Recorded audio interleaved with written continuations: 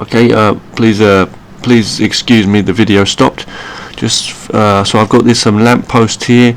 We've got three pieces, being the actual light part itself, okay, the frame obviously, and then the post. But what I've done is I've parented the light part inside and the frame, both parented to the post, so when I move the post they all move together. And this is saved like this. I exported it as a Collada file once again. It's got no textures on it, but they're not joined up, so it's not like one molded together joined up object. They're three objects, but it's one. And it's the reason you might want to do this, it's not actually one object still, and there are ways of doing it where it's like one object, but they're still keeping the groups. But like but I'm just saying the basic thing is like you've got a root object here, not this one. That's an advertisement. Excuse me for that, any of them. But I'm just saying it's a good way because it saves the information to keep them parented, and but you want to have these groups because they're easier to add the textures and paints on, especially later. If you don't have time to do it and you want to save it and come back to it later, rather than saving a whole blend file, and if you want to export a model, but you want to have the model out, whatever reason. I've been doing a lot of joined up ones recently, like for example selecting all of the objects and then holding Control and pressing J to join them up. But you may not necessarily want to do that. You may have this all the same material, or if it's not too much of a hard job colouring them or whatever, texturing them. But if it's all the same texture or material, then fair enough. Like if it's some goblin animal creature, some monster, fucking, some boggling goblin creature with two ears, and you want the ears to be the same colour, the same as the rest of the animal's head, the skin or whatever, then fair enough. Or a tail on a crocodile, fair enough. You may want to keep it the same, you just attach it on, But in this case we've got different things. So like if you have a crocodile and you've got the colours, the green, whatever for the skin, and you've got the teeth, how many teeth in the mouth, you've got to colour every one like white, manually select. And if you've got like bevels and rounded off things like this with so many, like if I go into edit mode, like here, look, you can see, where is it? Well, I've got to select the object first, like select this, and go to edit mode. Look, you can see how many little tiny things there are. And it's okay here, for this example, I could just select the whole object and give it one material. And we can go through the inner one on the inside here, and it's a flat piece. It's going to be pretty easy, just clicking and colouring. But I didn't want to do it like that. We want to deal with them as objects rather than rather than faces. You don't want to have the texture and deal with all those faces. You can paint and use stencil paint and a lot of stuff. We can do cool stuff to print onto it. The details, which I'll be doing anyway. The basic thing is like the main thing I want to say is like if you've got separate objects, it's easy. You just add one texture to this, one texture to that. You see, I'll have one colour, one texture to this, one texture to that, one texture to that. So you've got the basic pieces, one texture to each one. You can edit them and do them in art software if you want to, and then you can come in and then paint on top and put stencil paint on top of that. Just paint on top of that as well, like cracks or whatever you want to have. Anyway, without having to deal with individual, maps, textures and stuff. So I'm very happy I've actually learned this right now. I think this is a very valuable video. I hope everybody's like picked up what I'm saying, because I'm learning and I'm sharing. That's what people do, make tutorials anyway. People out there that are doing good tutorials, they learn first and then they share. Right? I'm sharing on the fly and I'm blasting out loads and loads of stuff, but it's like some stuff's better than others. But what I'm basically doing is I'm just doing what I can. I'm preparing for my cartoons and animation and stuff. Look, this is really good. You could use this for comics or cartoons and all that. So I do a lot of 2D animation, as I say, and I want to do some 3D as well. So yeah, I want to say thank you for watching this one. Okay, in this video I'm just going to leave that point there so you understand.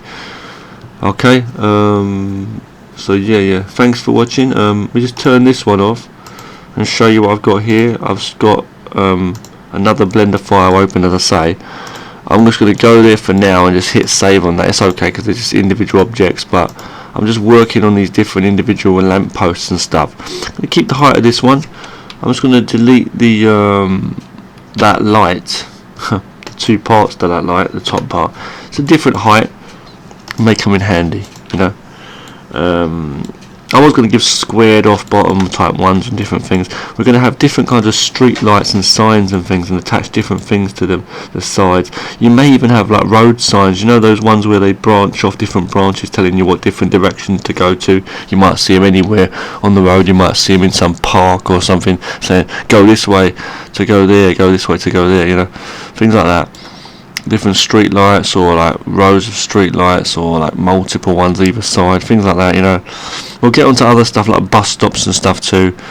Got to do all kinds of stuff, big billboards, and we're working on all kinds of things that we can use in the scenes for 3D. And then also, if you're just doing comics or using stuff for reference, then you don't even need to use textures. You can just have a basic model like this, you can draw over it, you know, art software and stuff like that, you know. But I'm doing both of them, so I'm doing all of it, you know. I like 2D more, but it's like I'm doing 2D animation, but I'm doing like 3D as well, a bit of that. Yeah, yeah, it's a lot of fun. But having these pre-made things, like, it's good for perspective, and again for characters too, like different positions you can pose them and stuff, and practice your art. And the more you practice like that, you get better at drawing anyway. That's like artists in general when they're drawing from real life, drawing nude motherfuckers and stuff.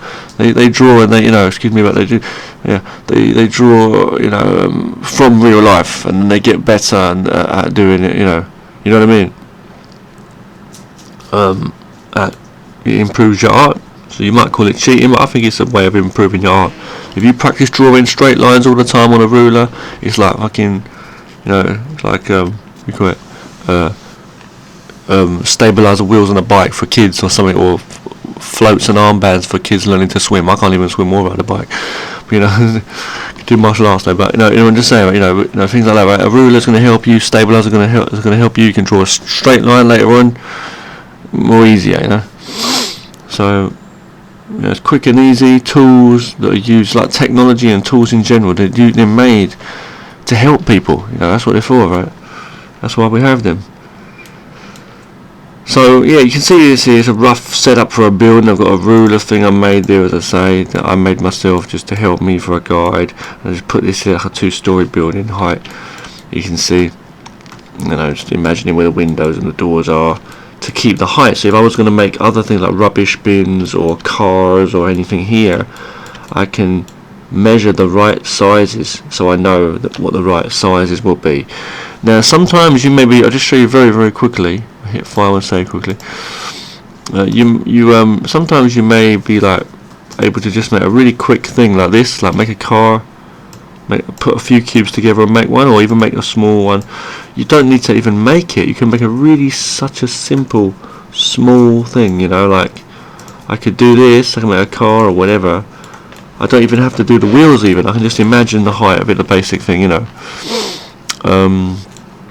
Yeah, I could go here, I could go to edit mode. We don't have much time, I'm just going to show you very quickly. Let me just check the time there.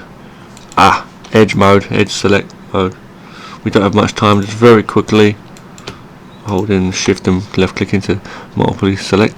Bevel, and do that, you know, for example. Again, I don't know, yeah. The 2 faces, right? Select the 2 faces, boom. Boom. So it's, for example, I'm just saying, yeah, extrude individual will work, should work. Okay, you know, just make a car, you know. Just really, really, really simple. I know it's not the right height. Click away, click each face or whatever. Go with the move tool, move them down. You know, things like that. You don't need to keep the real thing, like make it really detailed. Resize it, you know, whatever. Duplicate it. Bang, see, put that on the y-axis, put another car, make a comic, you know, draw on top of it, draw with your pen and draw pictures, you know, in your art software, you know what I mean, draw the wheels if you want to, you know, whatever, you know. See you in the next video, okay, thanks for watching guys, yeah.